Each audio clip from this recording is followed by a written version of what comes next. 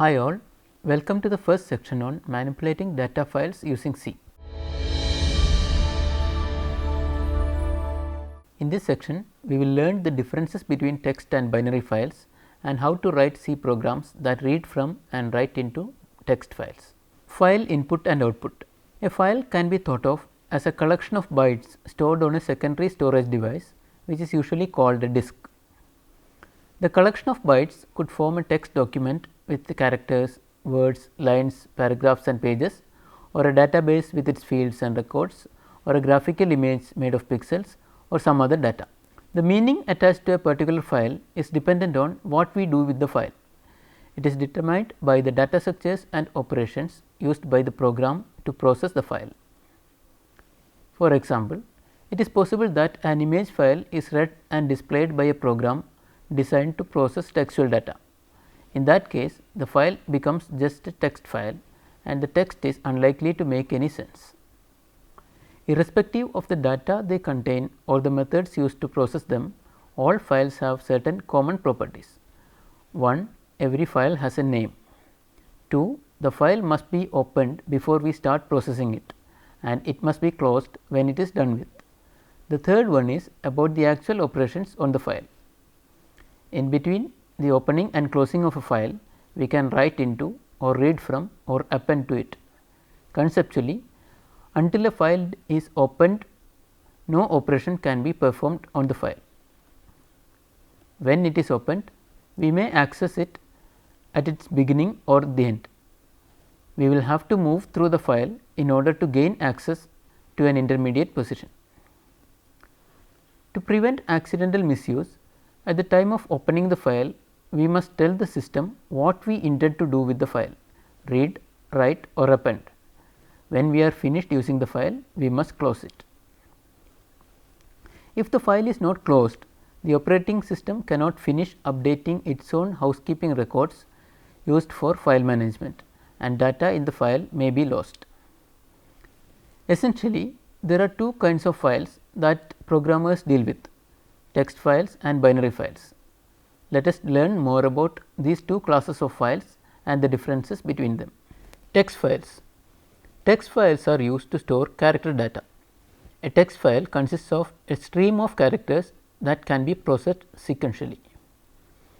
This sequential processing is possible only in the forward direction. Because of this restriction, a text file is usually opened for only one kind of operation, that is read, write or append at any given time. Similarly, since text files only process characters, they can only read or write data one character at a time. There are functions that read or write a string or a line of text, but these functions also essentially process the data one character at a time.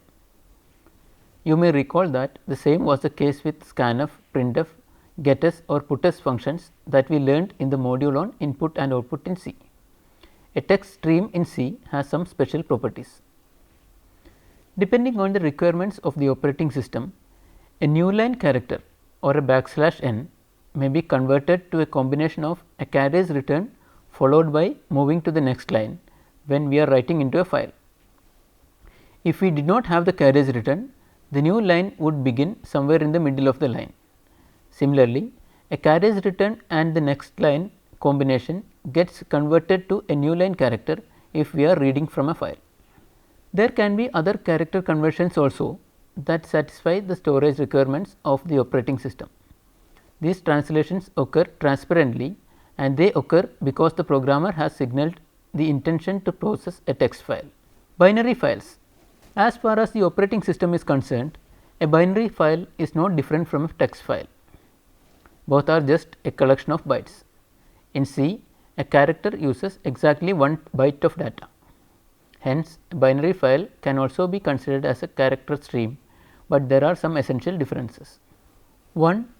Since we cannot assume that the binary file contains text, there will not be any special processing of the data. Each byte of data is written into the disk or read from the disk as it is. 2.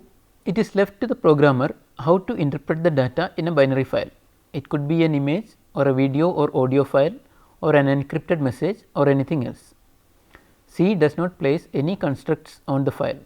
It may be read from or returned to in any manner chosen by the programmer. The file name extensions could help the programmer in identifying what kind of data is placed in that file. 3. The third major difference is in the way the file is processed. Binary files can be processed sequentially or using direct access depending on the needs of the application. In C, processing a file with a direct access involves moving the current file position to an appropriate place in the file before reading or writing data. Since it is possible to have access that is not sequential, binary files are generally opened for read and write operations simultaneously. For example, consider a database file. A record update operation will involve locating the appropriate record, reading the record into memory, modifying it in some way, and finally writing the record back to disk at its appropriate location in the file. These kinds of operations are common while dealing with binary files, but are rarely found in applications that process text files. Here, let us note that it is possible to open and process the text files also as binary data, because a text file is also just a collection of bytes. We do this when we need to get non-sequential access to the file. The operations performed on binary files are similar to text files.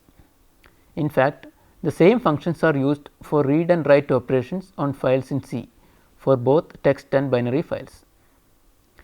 We make the distinction between text and binary only at the time of opening a file, when we have to indicate the type of file being processed. Output to a text file. Operations that output data to a text file are similar to the operations that output data to a standard output device.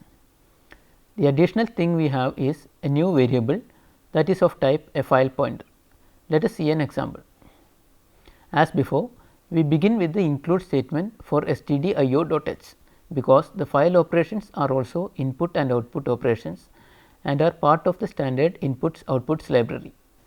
#include stdio.h main file star fp char 1 underscore line 30 int index fp equal to fopen myfile.txt comma w strcpy one line comma this is a sample line for index equal to 1, index less than or equal to 10, index plus plus fprintf fp comma percentage s line number percentage d slash n comma one line comma index fclose fp.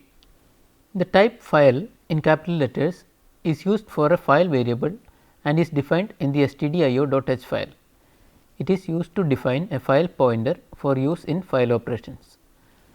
The standard definition of C contains the requirement for a pointer to a file. The name of the file pointer variable can be any valid variable name in C. In this program, we have called it fp. Opening a file. Before we can write to a file, we must open it. What this really means is that we must tell the system that we want to write to a file and what the file name is. We do this with an fopen function call in the first line of the program. The file pointer fp points to the file and two arguments are required in the parenthesis, the file name first followed by the file type. The file name is any valid file name that the operating system can understand. It could be in upper or lower case letters or even a mix of these two. It is enclosed in double quotes. For this example, we have chosen the name myfile.txt. If we already have a file with this name on our disk and if we open it for writing, then its original contents will be erased. If you do not have a file by this name, the program will create one. It is possible to include a directory name with the file name. The directory must of course be a valid directory, otherwise an error will occur. Also, because of the way C handles special characters in literal strings, the directory separation character, a forward slash or a backward slash, must be preceded with a backward slash. For example, if we work on DOS and the file is to be stored in the test subdirectory, then the file name should be entered as test \\myfile.txt. If it is on Linux, we enter test //myfile.txt. Here test is understood as a subdirectory in the current directory. It is also possible to give absolute or complete path names. Read or R. The second parameter to fopen function is the file attribute, and it can be any of the three letters R, W or A in lowercase. When an R is used, the file is opened for reading. A W is used to indicate a file to be used for writing, and an A indicates that we want to append additional data to the data already in an existing file. Many C compilers have other file attributes available. For a complete list, please check the compiler's reference manual. Using the R indicates that the file is assumed to be a text file. Opening a file for reading requires that the file already exists. If it does not exist, the file pointer variable will be set to null by the fopen function. This value can be checked by the program before proceeding further. Write or W. When a file is opened for writing, it will be created if it does not already exist, and it will be reset if it does, resulting in the deletion of any data already there. Using the W indicates that the file is assumed to be a text file. Append or A. When a file is opened for appending, it will be created if it does not already exist, and it will be initially empty. If a file exists with that name, the data input point will be positioned at the end of the present data, so that any new data will be added to any data that already exists in the file. Using A indicates that the file is assumed to be a text file. Writing to a file. The job of sending the output to a file is nearly identical to the output operations we have already learned that send the output to the standard output device. The only differences are the new function names and the addition of the file pointer variable as one of the function arguments. In our sample program, fprintf replaces the printf function call, and the file pointer defined earlier is the first argument to this function. The rest of the function call is identical to the printf statement. Closing a file. To close a file, we just have to call the function fclose with the file pointer as a single argument. In our example, it is not necessary to close the file, because the system will close all open files at the end of the execution of the program, but it is good programming practice to close all files in spite of the fact that they will be closed automatically. Fclose can become crucial if we are dealing with multiple files in a single program. One could open a file in the write mode, close it after writing, and reopen it in read mode, close it after reading from it, and open it again in, say, write mode or in append mode. Each time it is opened, one could use the same file pointer variable, or one could use a different one. The file pointer is just a tool that is used to point to a file. It is up to the programmer to decide what file it will point to. If we want multiple files open at a time in the program, we will need multiple file pointer variables. If we compile and run this program, there will not be any output on the monitor, because the output is not sent to the standard output. In the directory where we run the program, there will be a file named myfile.txt. The program creates this text file named myfile.txt if it did not exist, and prints 10 lines in the file.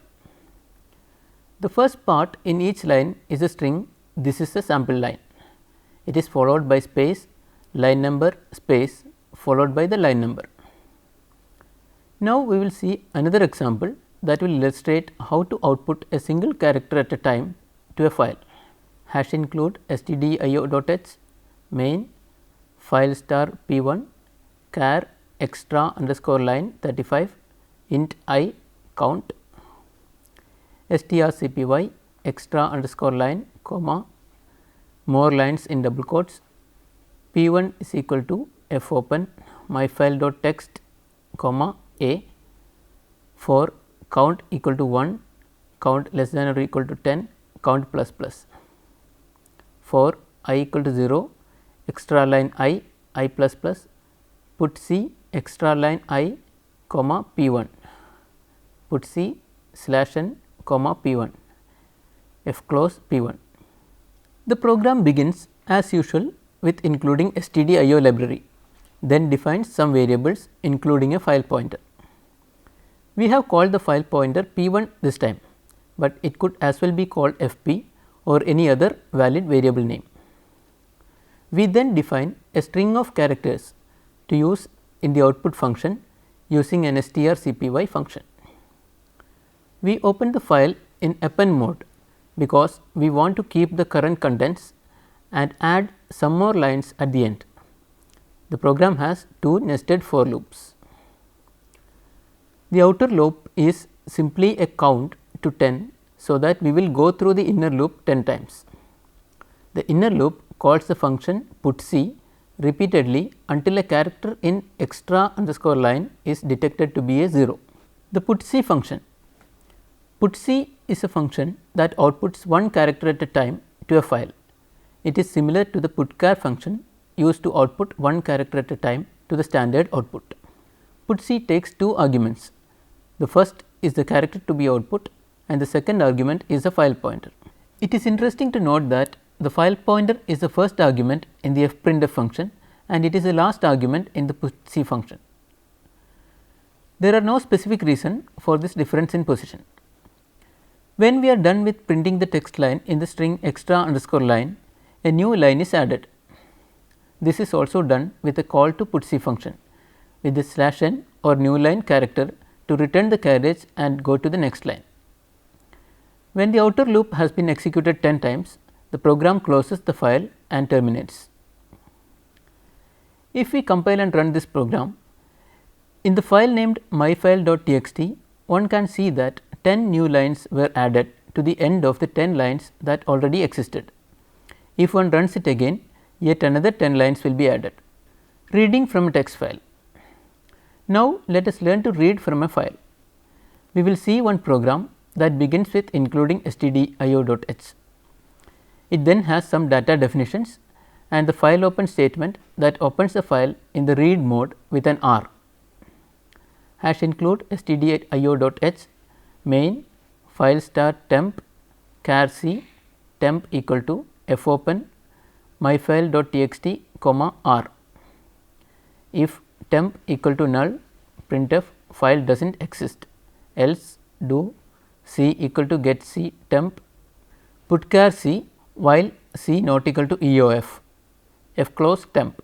Note that after fopen we do a check by comparing the file pointer temp with null to make sure that the file exists. If there is no file by that name, we cannot read from the file. If the file does not exist, the system will set the pointer equal to null. In that case, the program just prints an error message and comes out. If the file pointer is not null, we execute the rest of the program. Here we have one do while loop in which a single character is read from the file and output to the monitor until an end of file character is encountered in the file.